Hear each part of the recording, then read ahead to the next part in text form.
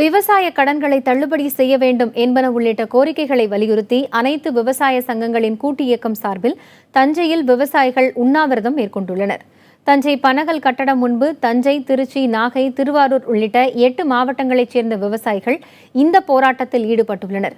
காவிரி மேலாண்மை வாரியம் அமைத்து உடனடியாக தமிழகத்திற்கு தேவையான தண்ணீரை பெற நடவடிக்கை எடுக்க வேண்டும். சாகுபடி பொய்த்து போனதால் விவசாயிகளின் வங்கிக் கடன்களை தள்ளுபடி செய்ய வேண்டும். புதிய பயிர் காப்பீட்டு திட்டத்தை தனியார் மயமாக்குவதை கைவிட வேண்டும் என்பன உள்ளிட்ட கோரிக்கைகளை வலியுறுத்தி விவசாயிகள் உண்ணாவிரதத்தை மேற்கொண்டுள்ளனர். காவிரி டெல்டா முழுவதும் தண்ணீரின்றி பாதிக்கப்பட்டிருக்கிறது. கர்நாடகம் தண்ணீரை விட மறுக்கிறது.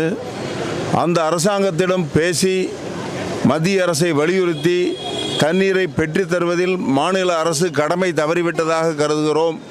மாநில அரசுக்கு விவசாயிகள் நலனில் அக்கறை இருப்பதாகவே தெரியவில்லை.